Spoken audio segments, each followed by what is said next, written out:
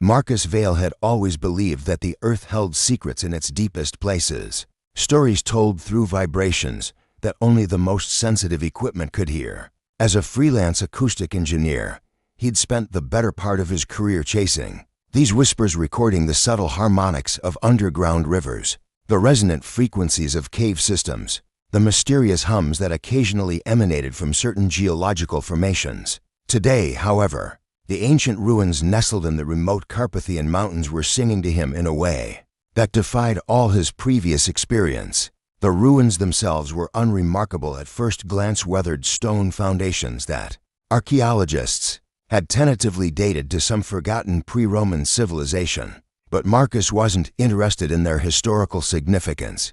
He'd been hired by a documentary crew to capture the acoustic properties of the site's natural amphitheater, a bowl-shaped depression carved into the mountainside that locals claimed could carry a whisper across impossible distances. Setting up his equipment in the pre-dawn darkness, Marcus had expected to record the usual array of environmental sounds wind through the stones. The distant call of mountain birds, perhaps, the faint echo of his own footsteps bouncing off the ancient walls. Instead, his sensitive microphones picked up something that made his blood run cold with excitement, a pure, sustained tone that seemed to emanate from the very bedrock beneath his feet. The frequency was impossibly clean, a perfect sine wave that his instruments measured at precisely 528 Hz, the so-called love frequency that some sound healers claimed could repair DNA. But this wasn't some new age pseudoscience. This was real, measurable, and growing stronger with each passing minute as the sun crusted the mountain peaks and bathed the ruins in golden light. Marcus adjusted his recording levels, his heart hammering with the thrill of discovery. 30 years of chasing acoustic anomalies, and he'd never encountered anything like this. The tone wasn't just pure, it was calling to something deep in his chest, a resonance that seemed to sync with his own heartbeat. Almost without thinking, he found himself humming along, matching the pitch with his voice. The moment his vocal cords aligned with the mysterious frequency, the world changed. The ancient stones began to glow with a soft, inner light that had nothing to do with the morning sun. The weathered foundation blocks revealed intricate crystalline veins that pulsed in time with the harmonic tone. Marcus stumbled backward, his equipment forgotten, as the very air in front of him began to shimmer like heat waves rising from summer asphalt. The shimmer deepened, darkened, and suddenly opened like a doorway carved from starlight itself. Through the portal, Marcus glimpsed something that his rational mind refused to accept, a world of impossible beauty, where soaring spires of living crystal reached toward a sky that burned with aurora-colored fire. The harmonic tone was coming from that other world, and it was calling to him with an urgency that bordered on desperation. Marcus knew he should run. Every survival instinct screamed at him to pack his gear and flee back to his jeep, to return to the safety of the known world. Instead, he found himself stepping forward, drawn by a curiosity that had defined his entire career. The portal's edge felt cool against his skin as he crossed the threshold, and then the mountain ruins vanished behind him like a dream upon waking. He emerged into a vast crystalline cavern that defied every law of physics he'd ever learned. The walls weren't just crystal, they were alive, pulsing with veins of liquid light that flowed like luminous blood through transparent arteries. The air itself seemed to sing, not with sound, but with something deeper, a vibration that he felt in his bones and organs. His instruments, somehow still functioning despite the impossible transition, showed readings that made no sense, frequencies and spectrums that shouldn't exist, harmonics that created standing waves in three-dimensional space. It was beautiful beyond description and utterly, profoundly silent. The contradiction struck him immediately. His equipment detected the complex harmonic patterns, but his ears heard nothing. It was as if sound itself was forbidden in this place, converted into pure light and sensation the moment it was born. Marcus opened his mouth to call out, to test the acoustic properties of this impossible space, and found that his voice produced no vibration, no echo, no response at all. That was when he saw her.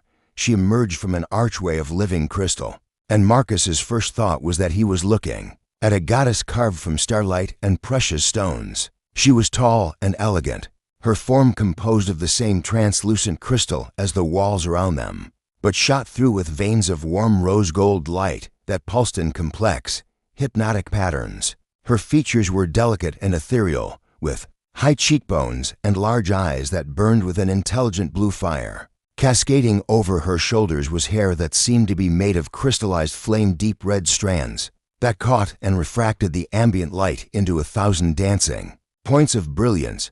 Two figures flanked her, clearly guards of some kind, their forms more geometric and martial than hers. They carried staffs that hummed with contained energy, and their internal light pulsed with the steady rhythm of trained soldiers. But Marcus's attention was entirely captured by the central figure, this princess of crystal and light who approached him with the fluid grace of flowing water. As she drew near, Marcus felt something brush against his mind, not a voice, but a presence, a gentle probing that seemed to examine his thoughts with scientific curiosity. The sensation was neither invasive nor threatening, merely inquisitive, like a scholar examining a fascinating new specimen. He understood instinctively that this was how her people communicated, through direct mental contact rather than the crude vibrations of sound. The princess, for he somehow knew that's what she was, stopped just beyond arm's reach and tilted her head, studying him with those brilliant blue eyes. Her rose-gold light patterns shifted and swirled, and Marcus felt another mental touch, this one more focused, more intentional. Images flowed between them, his world of sound and chaos, her realm of light and order, the impossible bridge he'd somehow crossed between them. Then, driven by instinct and 30 years of professional habit, Marcus did the one thing that would change both their worlds forever. He sang. The note that emerged from his throat was pure and clean, a simple ascending scale that any child might hum. In his world, it would have been unremarkable. Here, in this realm of perfect silence, it was a force of nature. The crystalline walls shuddered, the guards staggered backward with their staffs blazing alarm bright, and the very air seemed to fracture round the alien concept of organized sound. But the princess didn't retreat. Instead, her rose-gold light exploded into a brilliant nova of fascination and wonder. She stepped closer, her eyes wide with an emotion that transcended species, the pure joy of discovery. Her mental touch returned, no longer gentle but desperate, demanding, filled with a hunger that spoke of millennia of silence, finally broken. In that moment, Marcus understood two things with perfect clarity. He was no longer in his own world, and he was never going home. This beautiful, impossible being had just decided to keep him, not as a prisoner, but as the most precious treasure her silent realm had ever known. The guards moved to flank him, their intent clear even without words. Marcus should have been terrified, should have fought or pleaded or tried to run back to the portal that was already fading behind him. Instead, he looked into the princess's brilliant eyes and sang again, a longer phrase this time, a melody that spoke of wonder and acceptance and the strange peace that comes from finding one's true purpose in the most unexpected place. Her answering light was like the aurora given form, and Marcus knew that his real life was just beginning. Marcus's new home was a marvel of crystalline architecture that seemed to grow rather than be built. His chamber occupied the top of a spiraling tower, its walls transparent enough to offer sweeping views of the city below while maintaining their structural integrity through some principle of physics he couldn't begin to understand. The furniture, if it could be called that, was sculpted from the same living crystal as everything else, responding to his presence with subtle shifts in luminosity and temperature. 3 days had passed since his arrival, measured by the slow brightening and dimming of the city's ambient light rather than any sun or moon. The princess, whose name he'd learned through their halting mental exchanges, was Sci-Fi, visited him twice each cycle. During these sessions, she would stand at a respectful distance while he demonstrated various aspects of human vocalization, her rose-gold light patterns shifting through configurations he was beginning to recognize as intense scientific fascination, communication. Between them was a delicate dance of gesture, simple mental images, and careful interpretation. Sci-Fi's people, the Luminari, communicated through complex patterns of bioluminescent display combined with direct telepathic contact. Sound Marcus had gathered was not merely unknown to them, it was antithetical to their very nature. His voice seemed to cause them physical discomfort.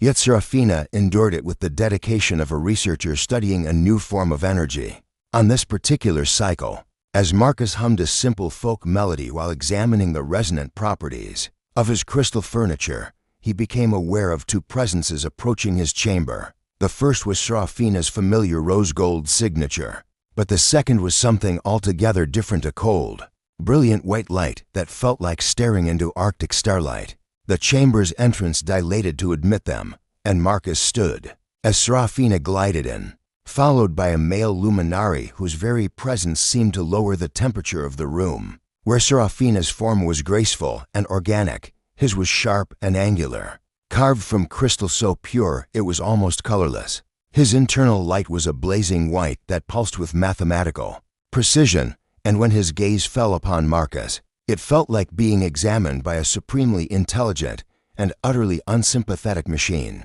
"This is Prince Valorian." Serafina's mental voice carried undertones of tension that Marcus was learning to read. "He has come to evaluate our research." Valorian's light pulsed in a rapid sequence that Marcus couldn't interpret, but Serafina's responding patterns were clearly defensive.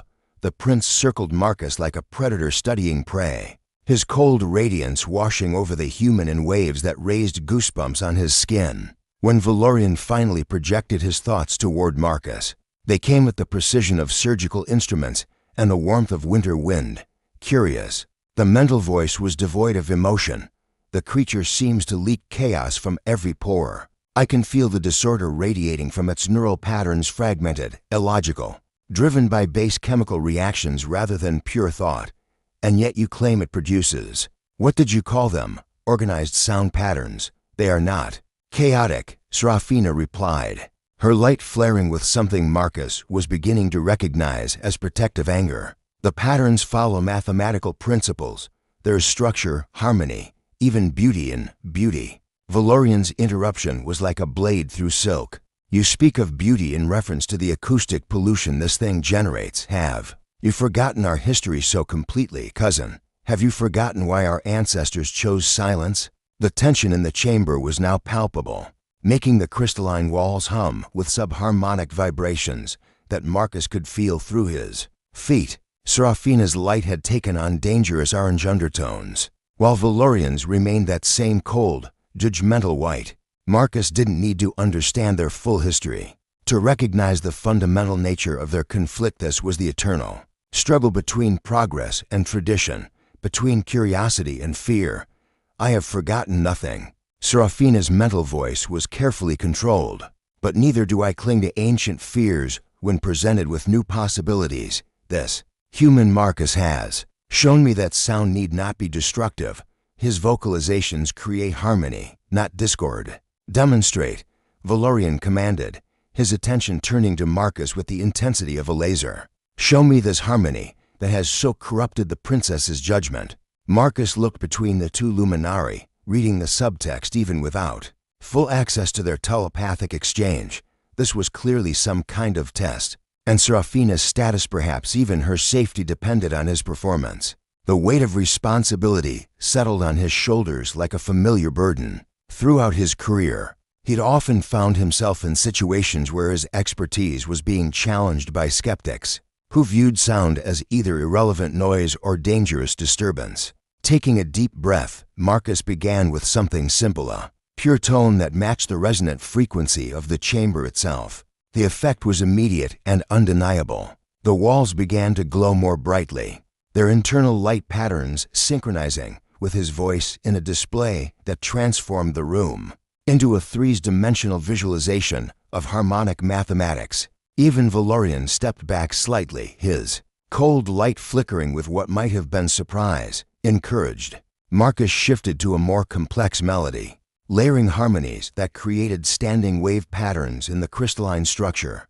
The chamber responded like a vast musical instrument, its walls becoming a canvas of light that painted his song in brilliant, flowing colors. Serafina's rose gold radiance had intensified to match the walls, her entire being resonating in sympathy with the music. But it was Valorian's reaction that truly mattered. The prince's light had dimmed to a barely perceptible glow, and Marcus could feel the luminary's mental presence recoiling from something that went beyond mere unfamiliarity. This wasn't just aesthetic discomfort, it was something deeper, more primal, fear. When Marcus finally let the last note fade into silence, the chamber gradually returned to its normal luminescence. Valorian stood motionless for a long moment, his form barely distinguishable from the crystalline walls around him. When he finally spoke, his mental voice carried undertones that chilled Marcus to the bone. "Fascinating," the prince said slowly. "The creature can indeed impose patterns upon our environment, but patterns are not inherently beneficial, cousin.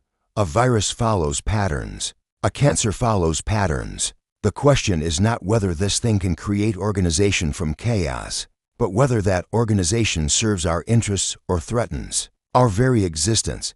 Serafina's response blazed with indignation. "How can you witness such beauty and speak only of threats? Marcus has shown us capabilities we never knew existed. The ability to make our world sing in harmony with conscious intent. This could revolutionize our understanding of resonance theory, of environmental manipulation, of control." Valorian's interruption was like ice water on flame. "Yes, I see the applications quite clearly.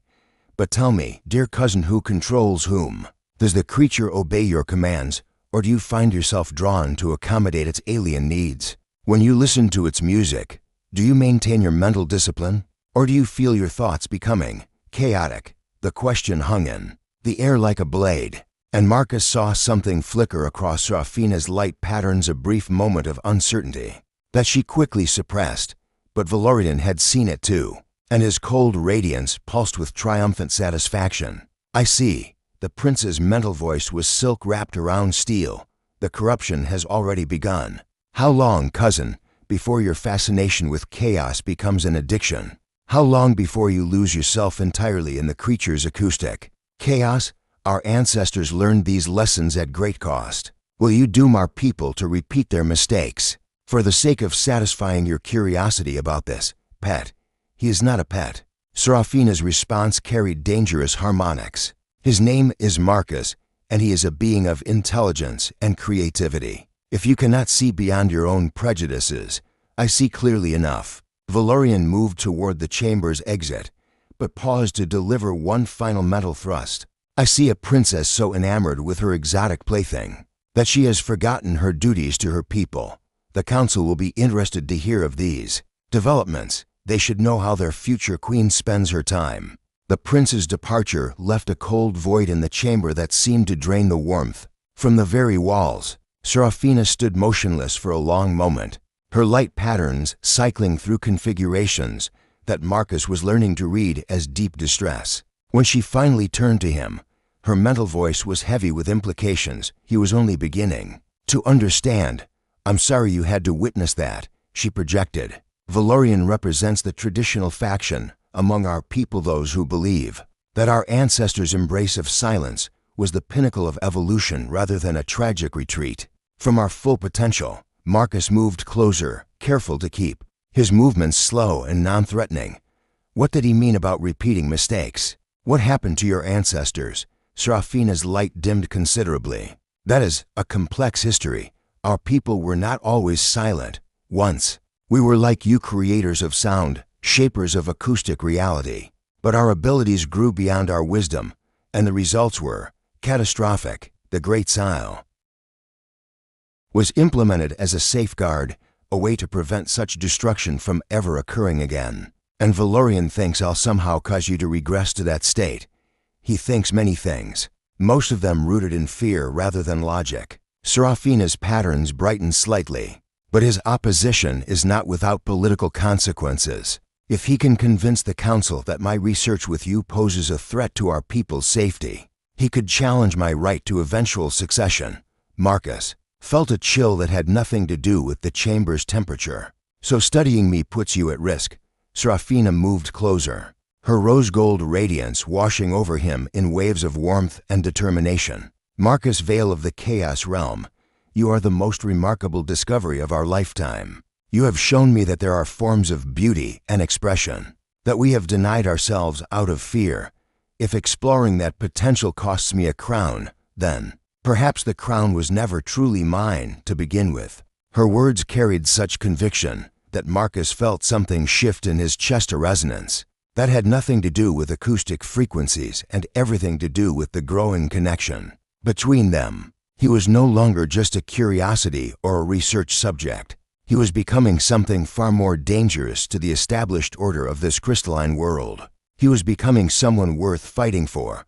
The ancient archive chamber lay in the deepest level of the Crystal Palace, a vast repository of knowledge that few luminari ever visited. According to Serafina, most of her people preferred the clean, immediate exchange of telepathic communication to the laborious process of accessing stored information.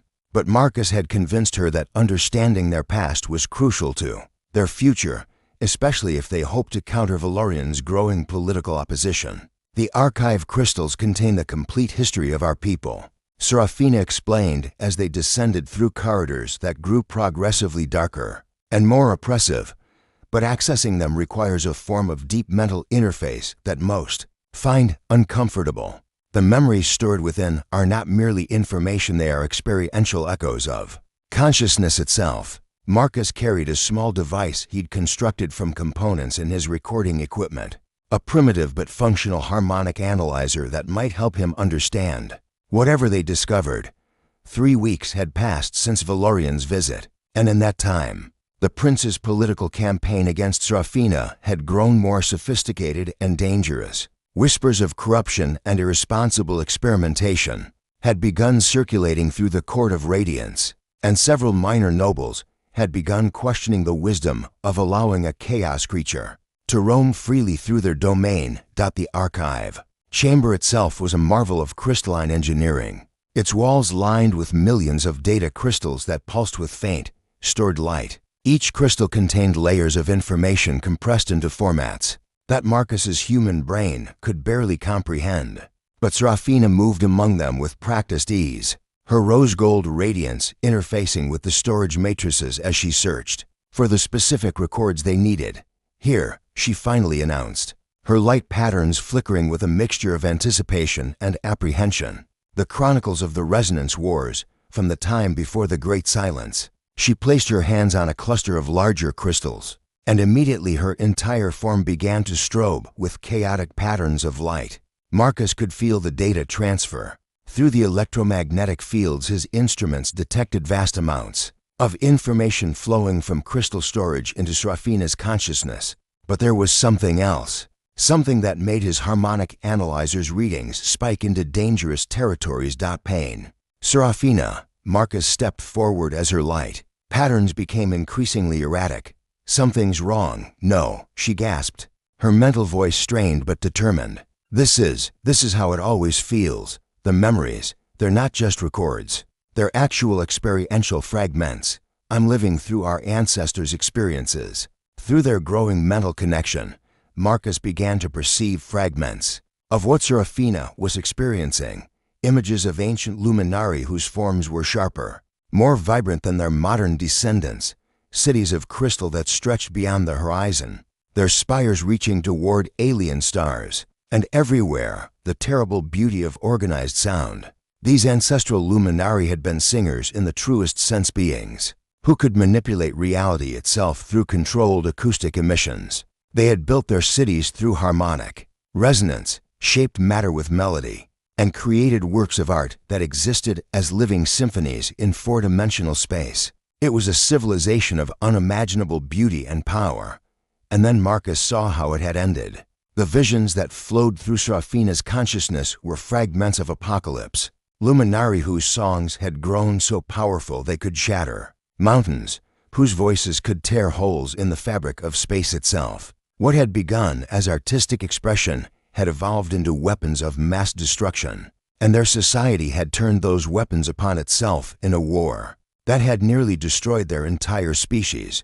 The final images were the most devastating of all. A group of survivors, their vocal cords permanently damaged by the sonic weapons they'd faced, making the collective decision to abandon sound forever. The Great Silence hadn't been a moment of enlightenment. It had been an act of species-wide mutilation, a desperate attempt to prevent their gifts from destroying them again. Serafina collapsed as the data transfer completed, her light patterns flickering weakly. Marcus caught her before she could fall, feeling the alien coolness of her crystalline skin against his hands.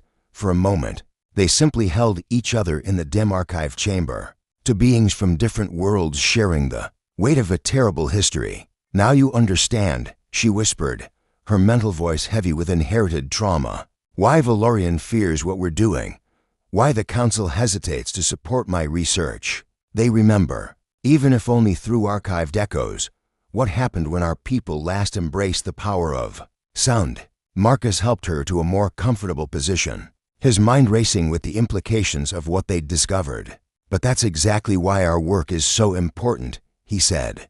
"Your ancestors didn't fail because sound is inherently destructive. They failed because they had no concept of restraint, of harmony. They treated their voices like weapons instead of instruments." The ancient archive chamber lay in the deepest level of the Crystal Palace, a vast repository of knowledge that few luminari ever visited.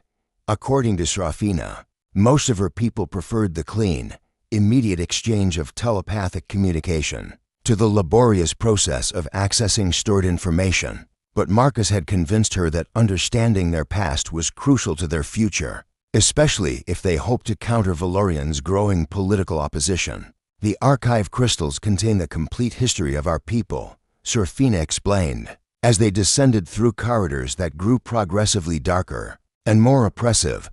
"But accessing them requires a form of deep mental interface that most find uncomfortable. The memories stored within are not merely information, they are experiential echoes of consciousness itself." Marcus carried a small device he'd constructed from components in his recording equipment, a primitive but functional harmonic analyzer that might help him understand whatever they discovered.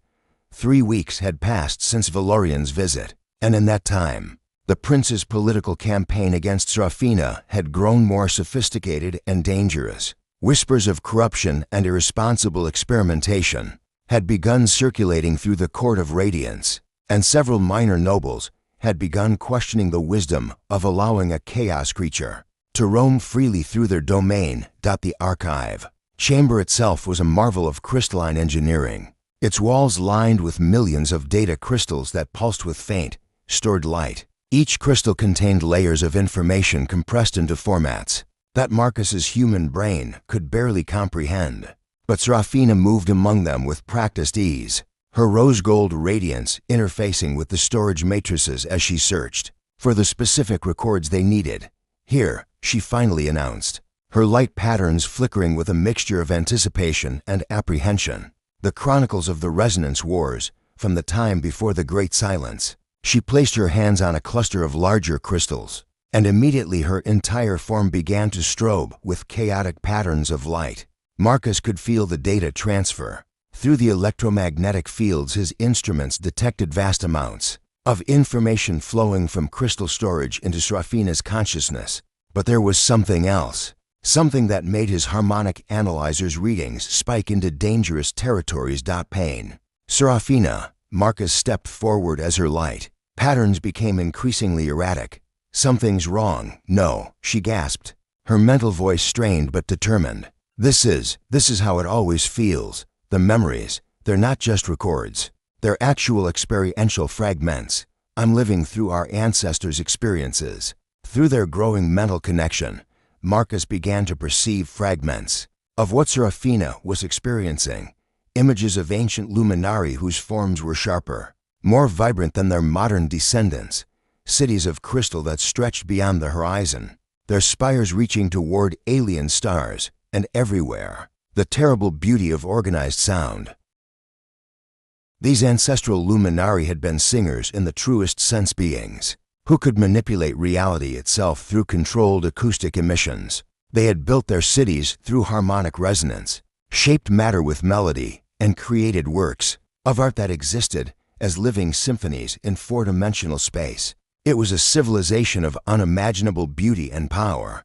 And then Marcus saw how it had ended. The visions that flowed through Serafina's consciousness were fragments of apocalypse, luminari whose songs had grown so powerful they could shatter mountains, whose voices could tear holes in the fabric of space itself. What had begun as artistic expression had evolved into weapons of mass destruction, and their society had turned those weapons upon itself in a war that had nearly destroyed their entire species. The final images were the most devastating of all. A group of survivors, their vocal cords permanently damaged by the sonic weapons they'd faced, making the collective decision to abandon sound forever. The Great Silence hadn't been a moment of enlightenment.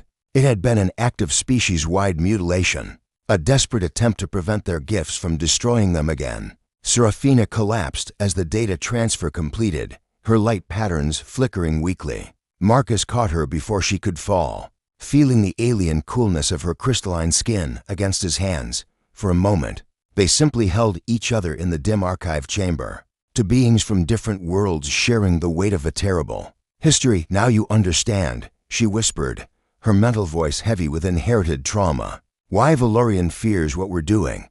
Why the Council hesitates to support my research. They remember, even if only through archived echoes, what happened when our people last embraced the power of sound." Marcus helped her to a more comfortable position, his mind racing with the implications of what they'd discovered. "But that's exactly why our work is so important," he said. "Your ancestors didn't fail because sound is inherently destructive. They failed because they had no concept of restraint, of harmony. They treated their voices like weapons instead of instruments. And you believe you can teach us the difference. I believe you can learn it." Marcus activated his harmonic analyzer, showing her the readings he'd taken during her interface with the archive crystals. "Look at this, your neural patterns while accessing those memories, even experiencing your ancestors' destructive capabilities secondhand. Your mind automatically tried to impose harmonic structure on the chaos. You're not like them. Serafina, none of the modern luminari are. The Great Silence didn't just remove your voices, it fundamentally changed how your minds process acoustic information." Serafina studied the data, her rose-gold light gradually strengthening as she absorbed the implications. "You're suggesting that our evolutionary path away from sound-based abilities has made us inherently more stable? I'm suggesting that you've developed exactly the mental discipline your ancestors lacked. They were like children with nuclear weapons, immensely powerful, but lacking the wisdom to control that power. You and your people have spent millennia learning self-control, mental precision, and harmonic thinking. You're not going to repeat their mistakes because you're not the same species they were." For the first time since accessing the archives, Serafina's light patterns took on hints of hope. "Then our research could continue? We could explore these capabilities without risking another catastrophe. More than that." Marcus stood, offering her his hand. "We could teach your people to surpass their ancestors entirely. Imagine combining the luminari gift for harmonic manipulation with modern concepts of acoustic control and emotional discipline. Imagine songs that heal instead of destroy, melodies that build instead of tear down." Serafina took his hand, her crystalline fingers interlacing with his human ones. "A fusion of our two species' capabilities, a symphony played by two different instruments, each contributing its unique voice to create something neither could achieve alone." They were still holding hands when Captain Cobalt, the head of Serafina's guard, materialized in the archive chamber's entrance. The massive luminary's deep blue radiance pulsed with urgency and barely controlled alarm. "Your Highness," his mental voice carried military precision. "Prince Valorian has called for an emergency session of the Council of Radiance. He's formally challenged your fitness to rule, citing evidence of dangerous experimentation that threatens the Great Silence." Serafina's light flared with anger. "On what grounds? What evidence could he possibly? He claims to have recordings of harmonic disturbances emanating from the palace archives. Seismic sensors detected crystalline resonance patterns that match historical records of pre-silence acoustic weapons." Captain Cobalt's attention shifted briefly to Marcus. "He's also presenting testimony from court observers who witnessed the human creature demonstrating reality manipulation capabilities in your private chambers." Marcus felt the bottom drop out of his stomach. "They were monitoring us. Valorian has been building his case for weeks," Serafina replied, her rose-gold radiance now edged with dangerous orange undertones. "Every demonstration, every experiment, Every moment of progress we've made, he's twisted it all into evidence of corruption and instability. The council convenes at the next cycle's peak. Captain Cobalt continued. Prince Valorian is demanding an immediate cessation of all acoustic research and the permanent disposal of the alien specimen. The euphemism hung in the chamber's dim air like a death sentence. Marcus had known this moment might come, but the reality was still shocking. In pursuing his connection with Serafina, he'd not only put himself at risk, he'd endangered the woman he was beginning to realize he loved. No. Serafina's mental voice carried harmonics Marcus had never heard before, deep, fundamental frequencies that seemed to resonate in the archive crystals themselves. Valorian wants to use fear to maintain his vision of stagnation, but we've learned something he doesn't understand. We've discovered that evolution doesn't have to mean destruction. She turned to Marcus, her blue eyes blazing with determination. You said we could surpass our ancestors by combining our species' capabilities. Can you teach me to control harmonic manipulation the way you control your voice? Can you help me demonstrate that sound and silence can coexist? Marcus looked into her luminous face and saw not just hope, but absolute trust in his abilities. The weight of that faith was both terrifying and exhilarating. Everything they'd worked toward, everything they'd begun to feel for each other, would stand or fall on his ability to prove that harmony was stronger than fear. Give me until the council session, he said. I'll teach you to sing in a way that even Valorian can't deny is safe. We'll show them that the future doesn't have to repeat the past. In the dim light of the ancient archives, surrounded by the echoes of a civilization's greatest failure, two beings from different worlds began to compose a song that would either save them both or destroy everything they'd come to cherish. The symphony of their resistance was about to begin.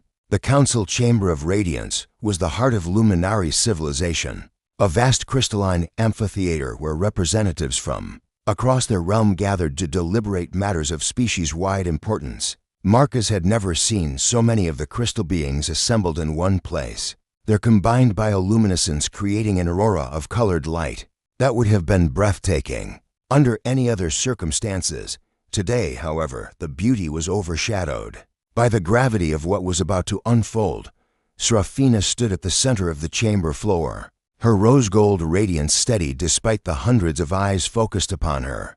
Marcus remained at her side, acutely aware that his presence was both the cause of this crisis and potentially its solution. Around them, the council's collective mental energy created a pressure that was almost physical, layer upon layer of telepathic communication flowing between the assembled nobles. Like invisible lightning, Prince Valorian occupied the position of primary challenger, his cold white light a stark contrast to the warmer hues of the other council members. Beside him stood Elder Crystalius, the court's senior advisor, whose ancient form pulsed with the deep purple radiance of accumulated wisdom. It was Crystalius who would oversee the proceedings and ultimately validate their outcome. We convene this emergency session, Elder Crystalius projected to the assembled council, to address Prince Valorian's formal challenge to Princess Serafina's fitness to rule. The charges are grave reckless endangerment of the Great Silence, corruption by alien influence, and willful experimentation with forbidden acoustic technologies. Valorian's response blazed across the chamber like Arctic fire. Honored Elder, the evidence speaks for itself. Seismic monitoring has detected harmonic disturbances throughout the palace complex that match historical patterns associated with pre-silence weapons research. The princess has allowed an alien creature to corrupt her judgment and manipulate her into recreating the very capabilities that once brought our civilization to the brink of extinction. Marcus felt Serafina's mental touch, calm and reassuring. Despite the accusations being leveled against her, they had spent the past cycle preparing for this moment, working to refine a demonstration that would prove acoustic manipulation could be both powerful and safe. But theory was about to meet the harsh reality of political pressure and ancient fears. I do not deny that my research with Marcus has involved acoustic experimentation, Serafina replied, her mental voice carrying to every corner of the chamber. But I deny absolutely that this research represents a threat to our people or a violation of the Great Silence. If the council will permit, I would like to demonstrate the true nature of our discoveries.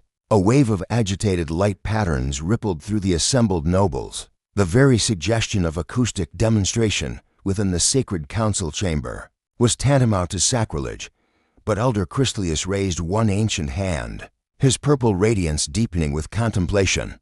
Such a demonstration would be unprecedented. He projected slowly. The council chamber has remained in perfect silence since its construction. To break that silence, even in the name of defense, could be seen as validation of Prince Valorian's concerns.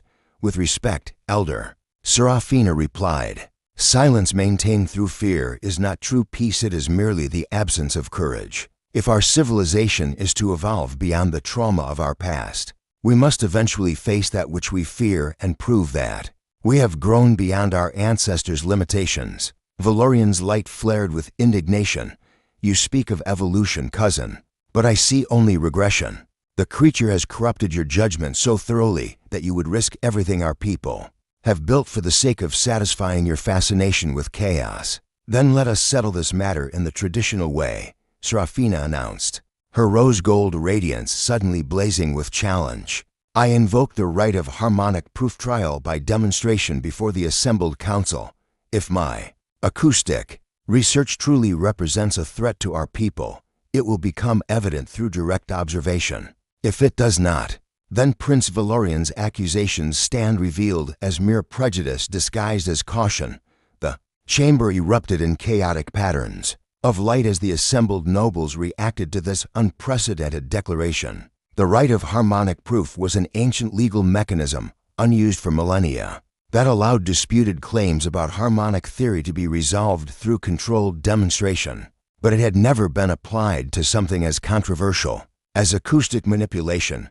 Elder Christlius conferred with several senior advisors, their private mental exchange invisible to the wider assembly. Finally, the ancient luminary's purple radiance steadied into a pattern of formal pronouncement.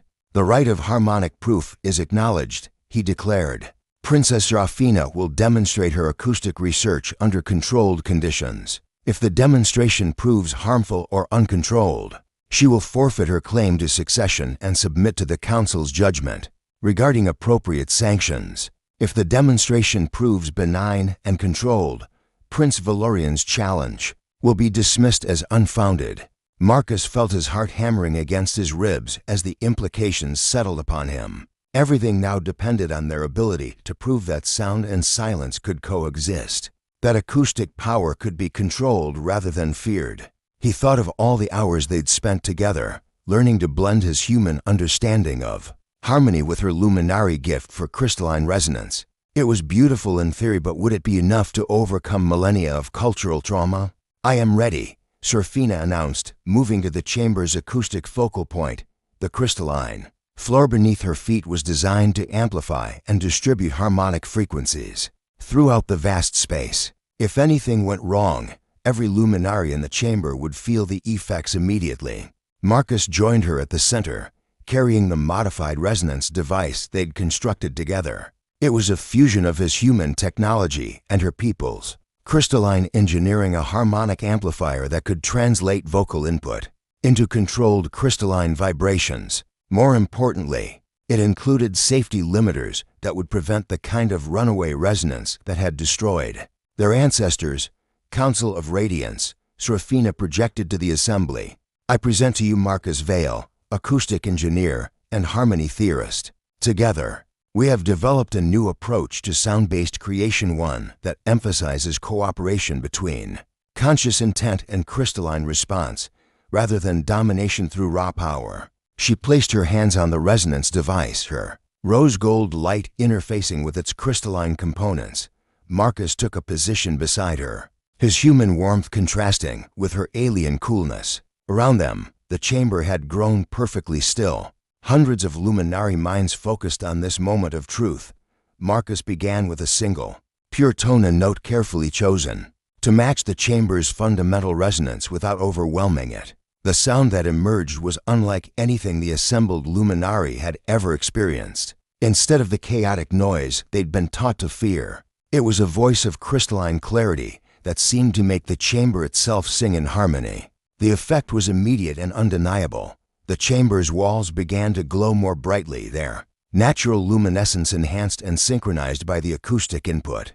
Patterns of light flowed across the crystalline surfaces, not the harsh, violent strobing associated with their ancestors' weapons, but gentle, organic waves that painted Marcus's melody in living color. But the true magic began when Serafina added her own voice to his. Her first attempt at vocalization was tentative, uncertain, a species taking its first steps toward reclaiming an abandoned birthright. But as her confidence grew, her natural gift for harmonic manipulation began to assert itself. Where Marcus provided melody and emotional structure, Serafina contributed precision and crystalline control. Together, they created something that neither species could have achieved alone. The chamber responded to their duet like a vast musical instrument awakening from centuries of sleep. Light danced across every surface, but it was controlled light, purposeful light patterns that enhanced the natural beauty of the crystalline architecture. Rather than threatening to tear it apart, the assembled nobles found themselves bathed in harmonious illumination that resonated with their deepest aesthetic sensibilities. Prince Valorian stood transfixed, his cold white radiance flickering with confusion and dawning realization. This wasn't the destructive chaos he'd expected. This was beauty given voice, harmony made manifest, the perfect fusion of conscious will and natural law. As their duet reached its climax, Marcus and Serafina achieved something unprecedented in Luminari history. Their combined voices created a standing wave pattern that turned the entire chamber into a three-dimensional visualization of pure mathematics. The geometric relationships that underlay all harmonic theory made visible as sculptures of living light. When the last note faded into reverent silence, the chamber remained illuminated by the afterglow of their creation. The assembled council sat in stunned contemplation, their light patterns cycling through configurations that spoke of awe, wonder, and careful reconsideration of long-held beliefs. Elder Christelius was the first to speak, his ancient voice carrying the weight of profound revelation.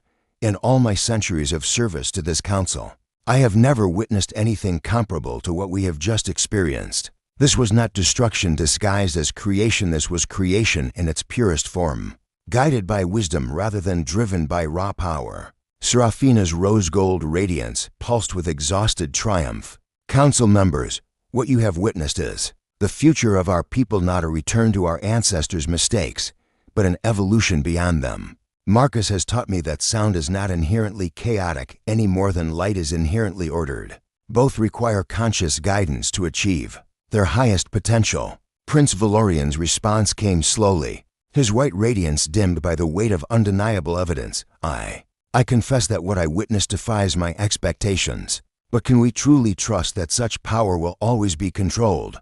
What safeguards exist to prevent another catastrophe? Marcus stepped forward, his voice still carrying echoes of the harmony they just created. The safeguard is understanding, Your Highness. Your ancestors fell because they treated their voices as weapons. But music, true music, is never about domination. It's about cooperation, about finding ways to blend different elements into something greater than the sum of their parts. He looked around the chamber, meeting the eyes of beings who had just experienced something they'd been taught was impossible. Serafina and I come from different worlds, different species, different ways of thinking about reality itself. But when we sing together, those differences become strengths rather than obstacles. That's the lesson we're offering your people, not the power to destroy, but the wisdom to create.